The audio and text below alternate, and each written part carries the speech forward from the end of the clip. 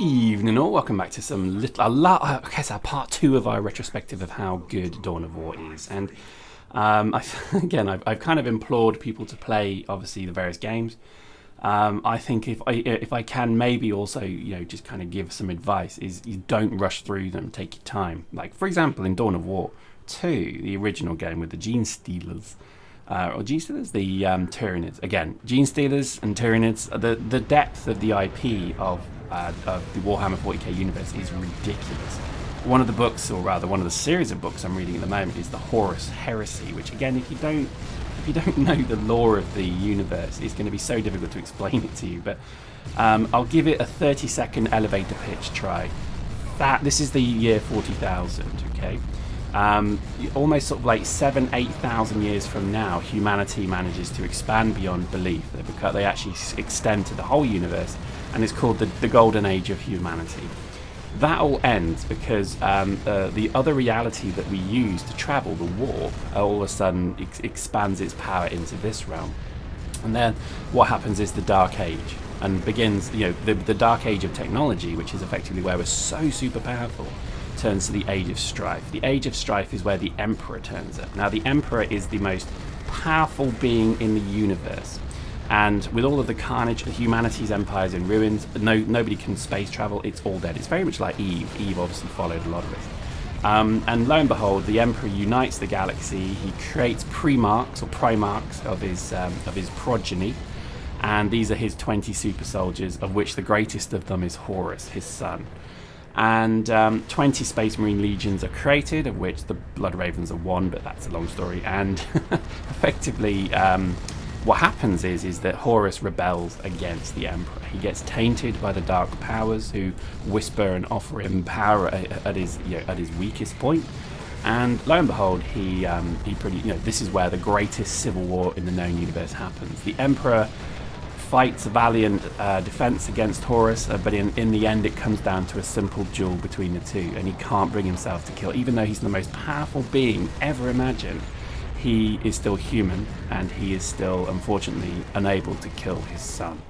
His son, twisted and dark and evil with the powers of the warp, basically rips his father's arm off, damages him beyond belief, really wrecks his father's body, and just as he's about to deliver the final mocking blow to kill the Emperor, a lone guardsman comes into the battle barge where these two are fighting, these two giants, these two gods, and he looks around, and Horus, in all of his hatred and mocking laugh, kills this guardsman just without thought, just wipes him, just destroys a human life like you wouldn't, like it's nothing, because obviously to Horus it isn't. And this is where the Emperor realizes his son is forever lost, and he channels all of his psychic might and he destroys his son. The Emperor's, unfortunately, body is broken beyond repair, and again, there's so much story here to tell you, it would take forever, but what happens is on Earth, one of the great projects that the Emperor had been doing was to try and remove the need to ever use the warp again. But unfortunately, it needs his psychic might to control this mighty ancient bit of technology. So the Emperor is returned to Earth, and called the Golden Throne is converted into effectively his final forever resting place.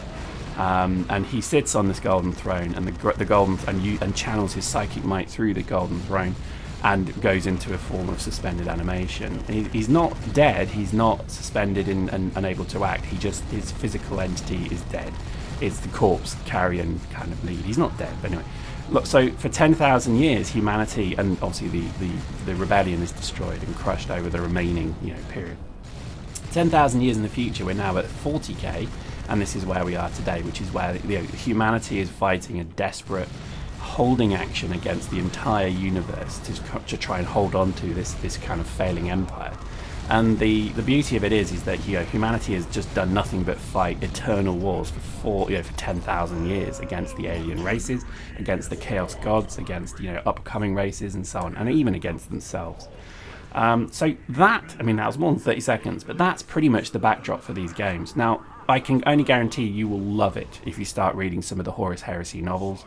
They are a sequential series, so obviously you can pick various ones up, but I would recommend you read at least the first 3 in a row, because they are just amazing, and they're really, really good books. Great battle kind of action heroic style books, but also written from some of the best authors in the world. So really, really recommend them. And I think the story of them is so really kind of, I don't know, it's really good sci-fi. It's kind of all of the best and all of the kind of great concepts, really. A humanity that has achieved a galactic empire, but it's being assailed on all sides. And the reality is that it is a crumbling empire. The best thing about it is the way they kind of just to maybe set some frame here, is that the people who invented this IP, this story, went on to do all of World of Warcraft's stuff. Like pretty much all of Games Workshop actually are also board members and dual directors of Blizzard. So that really gives you the kind of depth here. So people who wrote the original story, like Andy Johnson and Jervis Johnson and I forget the name, but Andy Chambers, that's right. These were the 2 guys that created most of this, and they're also the creative directors of Blizzard. So it's good stuff. The depth of their storytelling is incredibly good. So it's not just about this and that. It's about much more deeper than that.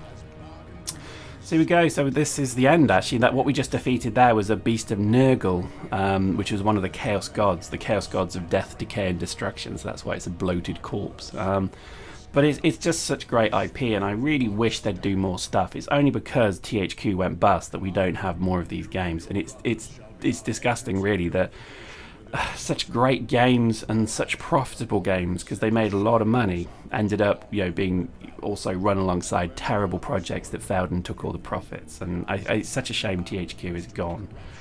But there we go. It's like Space Marine. We'll probably do the same for Space Marine, because I think Space Marine, it's just such a good game. Even now, when you play it through again, it's so much fun. And it was always a shame they never did a sequel to that, because again, everything went bust. So I'm gutted. I hope somebody buys the IP and goes and does a sequel to Space Marine, because there is so much IP here still to be enjoyed. So there we go. It's a fascinating game. I think it's probably one of the finer RTSs I've ever played. I think it's also incredible fun playing with friends as well, because you actually can play all of these as co-op campaigns. So let's face it, there aren't enough co-op games out there in the market. So having a game like this, which you can play as a co-op, is a really quite nice thing. Plus, there's just ultimate sort of avenues to enjoy. So the original Dawn of War 2. At the end of it, before the very last mission, you don't even have to do the last mission. You can just play the game continually, which is really nice. So people are just continually playing over and over again the game. So it's pretty awesome. I do quite like it. So there we go. We completed Chaos Rising. This is the end. It was an epic victory, apparently. But it was just such a great game, and I really can't sing its praise enough. I think it's just a great example of the modern gaming kind of RTSs. They do turn into something else. It's like FPSs are turning into other games as well, so I highly recommend it. So there we go, that was Chaos Rising. I hope you enjoyed that. We'll see you next time.